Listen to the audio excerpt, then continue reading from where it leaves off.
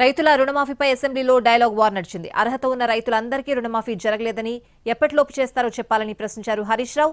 2 లక్షల రూపాయల లోపు రుణాలు ఉన్న రైతులకు రుణమాఫీ చేశామని క్లారిటీ ఇచ్చారు మంత్రి తుమ్మల. అయితే నేను మంత్రి గారిని సూటిగా అడిగేది, 2 లక్షల లోపు రుణమాఫీ కాని వాళ్ళు ఉన్నారు, 2 లక్షల పైన కూడా రుణమాఫీ కానటువంటి వాళ్ళు ఉన్నారు. ముఖ్యమంత్రి గారి మాట నమ్మి కొంతమంది ఆ పైన ఉన్న డబ్బులు కట్టారు. ఎప్పట్లోగా ఈ రుణమాఫీని పూర్తి చేస్తారు అనేది సూటిగా వారి సమాధానం చెప్పమనండి. రుణమాఫీకి సంబంధించి మీ దగ్గర కన్ఫ్యూజన్ ఉంది, వీళ్ళ దగ్గర కన్ఫ్యూజన్ ఉంది, కానీ నా దగ్గర కన్ఫ్యూజన్ లేదు, ప్రభుత్వానికి అంతకంటే కన్ఫ్యూజన్ లేదు. 2 లక్షల వరకు ఉన్నటువంటి రుణమాఫీ 2 లక్షల పైన లేదు.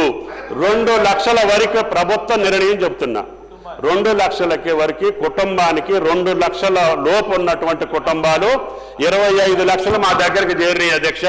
వాటికి మించి వల్లే 20,616 కోట్లు జమ చేయటం జరిగిందని చెప్పి గౌరవ సభ్యులకి సవినీయంగా మనం చేస్తున్నా. మీరు కన్ఫ్యూజ్ కావద్దు, ప్రజల్ని కన్ఫ్యూజ్ చేయొద్దు.